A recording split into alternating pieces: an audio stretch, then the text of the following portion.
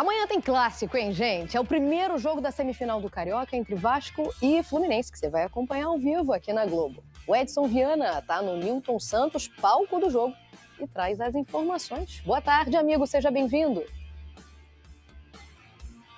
Mari, boa tarde para você, boa tarde para todo mundo. O Vasco, enfim, anunciou oficialmente a saída do Felipe Coutinho. Ele pediu desligamento do clube, alegando questões de saúde mental, depois de xingamentos e vaias no jogo contra o Volta Redonda. Em nota, o Vasco informou que o jogador procurou o clube pedindo que o contrato fosse interrompido, ele que ia até o próximo meio do ano, e depois de um diálogo respeitoso e transparente, as partes chegaram a um acordo amigável. O Rojas é o substituto natural para o clássico de amanhã. E falando pelo lado tricolor, tem um retorno em andamento. O atacante germancano voltou a treinar com os demais companheiros na última quinta-feira. Ele está recuperado de uma lesão no joelho esquerdo, passou por uma artroscopia no último dia 10 de janeiro, mas é improvável que jogue por causa do gramado sintético. O John Kennedy segue sendo a esperança de gols do Fluminense. A reportagem dele, a entrevista dele exclusiva com o Léo Lima, e eu vou lembrar que o Léo Lima entrou para a história no Clássico por causa de um cruzamento de letra em 2003.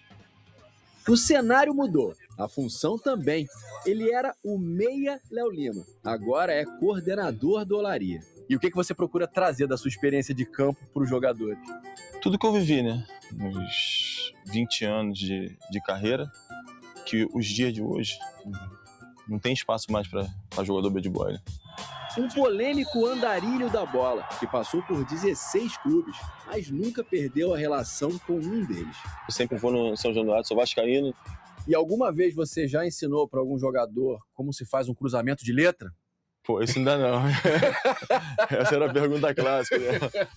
Clássica por causa da linda letra que ele usou para escrever o nome na história das finais de Carioca e dos clássicos entre Vasco e Fluminense, 23 anos atrás. É o lance mais marcante da tua carreira, não? Sim, é o mais marcante, né? Até porque Maracanã, né? O palco que todo mundo deseja jogar, e ele foi numa final, né? Tão marcante que nem todo mundo lembra que ele também fez um gol na final de 2003, num lance que começou bizarro. O Djaí foi inverter uma bola, pegou na cabeça do juiz, sobrou pro Marcelinho. O Marcelinho quase não chutava bem, né? Não, né? Eu já saí correndo lá de trás, o goleiro espalmou no meu pé. E eu só escorei e fiz o gol. Léo Lima! Um gol em final já seria especial, mas o lance que deixaria essa decisão memorável pro Léo Lima veio no segundo tempo, com pedalada e insistência. Eu fintei, meio que ia perder a bola, chutei, dei um biquinho assim, pegou no rosto do Casalberto e sobrou bem na frente pra mim. Ele teve 3 segundos de liberdade para pensar no que ia fazer. Foi um improviso que eu não tenho à esquerda, né? Mas não tem que acontecer, não tem jeito, né? A jogada terminaria nos pés do Souza Caveirão. Souza! Cruzamento espetacular de Léo Lima. Acabou a gente se sagrando campeão e esse passe ficou na memória. Você estimula aqui com a turma do Olaria não perder essa questão da criatividade? Eu não estimulo a letra, né? O coordenador Léo não estimula a letra. Não estimula a letra, né? Mas o jogador Léo estimularia. Ah, certeza. Léo Lima!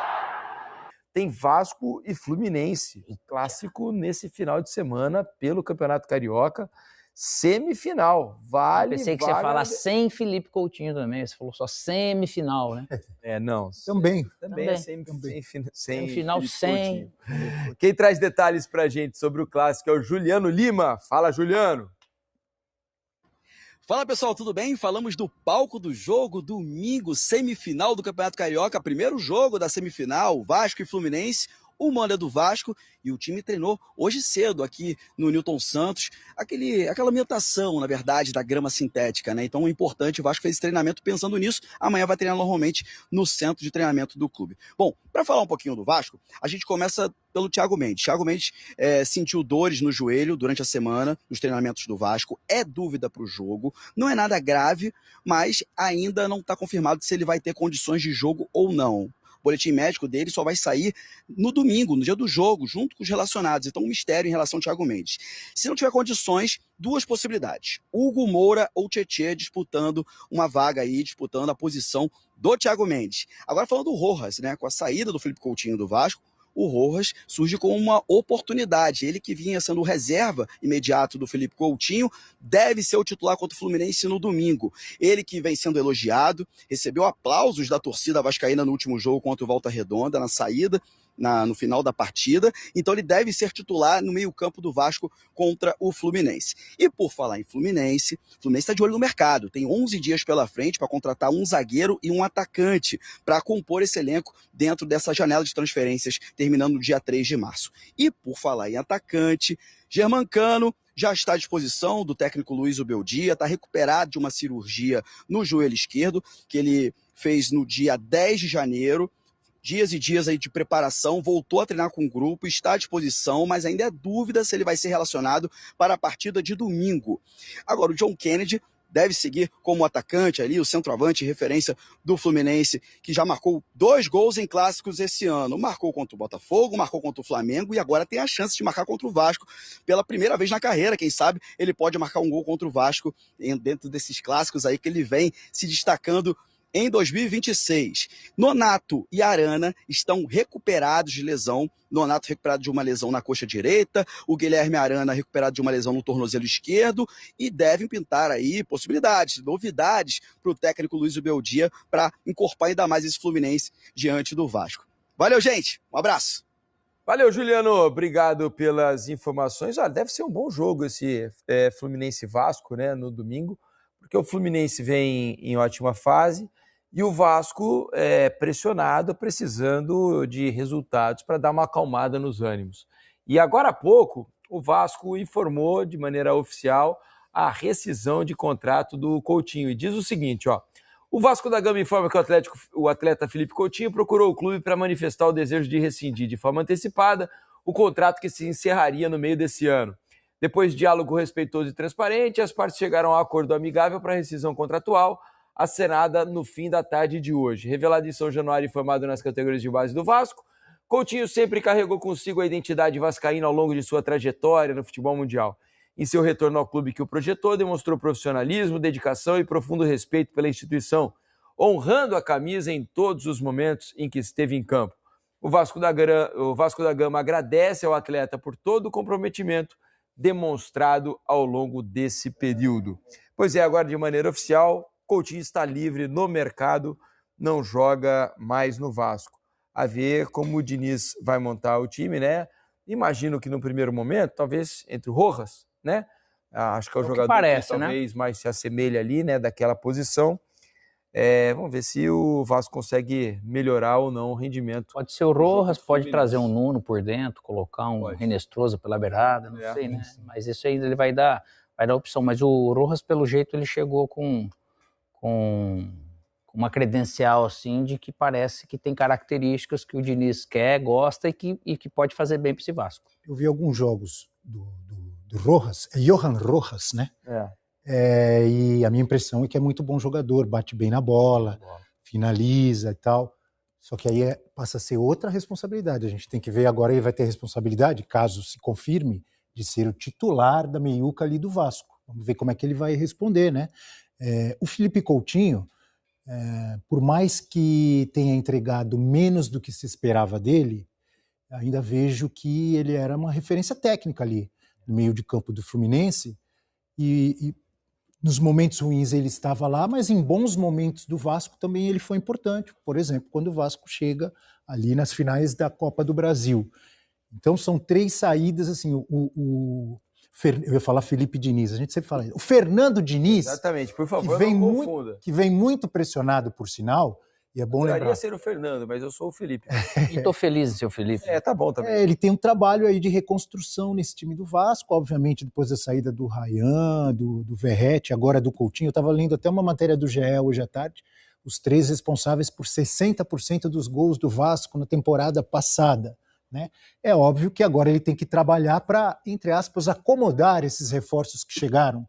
O Rojas é um dele, que pode ser substituto, né, do Felipe Coutinho. Aí tem Brenner, tem o Menestrosa, como o Alex destacou. De repente entra, em vez do Rojas, entra o Nuno e o Menestrosa vira titular pelo lado direito. A tendência é que ele vire mesmo com o Nuno por dentro ou não, né? Nuno por dentro, enfim. É muita gente nova, né? Já são 3 ou 4 aí. Mas eles faz parte de uma reconstrução, de um momento difícil Momento difícil que o Vasco vem tendo resultados ruins no Campeonato Brasileiro. O último jogo no Carioca, em que se classifica nos pênaltis, jogou muito mal, principalmente o primeiro tempo contra o Volta Redonda, e agora tem um clássico pela frente. Analisando os dois jogos e o momento dos times e a qualidade, eu vejo o Fluminense com um leve favoritismo no confronto. Agora é um clássico e iguala tudo. Iguala tudo, a gente sabe. Claro que pode dar Vasco também, mas o Fluminense tem mais time e vive um momento melhor na minha visão. O grande problema do Vasco é o momento que tá com essa tensão toda, essa pressão toda. Não é fácil jogar nessa pressão. Porém, para diminuir essa pressão, vai ter que produzir e ganhar. É isso. Olha, você que está se perguntando, mas por que o Vasco vai mandar o jogo no Newton Santos e não em São Januário? Porque por uma questão da Polícia Militar, o Vasco não pode jogar os clássicos em São Januário. Então, normalmente esse jogo seria no Maracanã. Só que no mesmo dia tem a outra semifinal, o Flamengo vai jogar no Maracanã contra o Madureira. Então, por isso, o jogo vai ser realizado lá no Newton Santos, é a única opção na cidade, né, em termos de boa estrutura. Então, por questões de segurança, esse clássico entre Vasco e Fluminense vai acontecer no Newton Santos, no estádio do Botafogo. Salve, vascaíno! Já chega se inscrevendo no canal, deixando o like e ativando o sino, porque hoje vamos falar de mais um movimento do Vasco, pensando no futuro. O empréstimo do jovem Estrela para o CRB, uma decisão que divide opiniões, mas que faz parte de uma estratégia clara do clube nos últimos tempos. O meia de 21 anos já está em Maceió para realizar exames e assinar até o fim do ano com o CRB.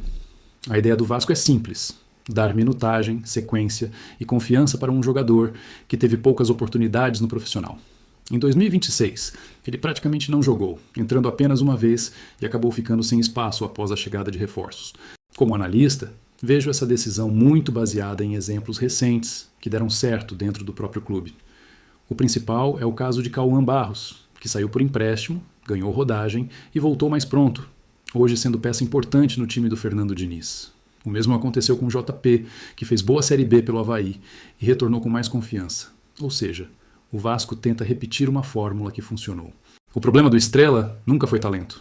Quem acompanhou a base sabe que ele sempre foi tratado como promessa. O grande obstáculo foram as lesões no joelho desde 2024, que quebraram a sequência e atrasaram o desenvolvimento. Sem ritmo e concorrendo com jogadores mais prontos, ficou difícil ganhar espaço no elenco principal. Nesse cenário, permanecer no banco ou no sub-20 não ajudaria na evolução. Como torcedor, eu vejo o empréstimo como algo positivo, desde que exista acompanhamento real do clube. Não pode ser apenas emprestar e esquecer. O Vasco precisa monitorar desempenho, minutos jogados e evolução física. Se o Estrela conseguir atuar com regularidade, voltar a confiar no próprio corpo e reencontrar o futebol que mostrou na base, ele pode retornar como uma opção útil para o elenco em 2027. No fim das contas, é uma aposta de médio prazo. Nem todo jovem estoura direto no profissional, e o Vasco parece finalmente entender isso. Agora quero saber sua opinião. Você acha que o empréstimo do Estrela foi a decisão correta ou ele deveria ter recebido mais chances em São Januário? Comenta aqui embaixo, participa do debate e vamos trocar ideias sobre o futuro da base vascaína.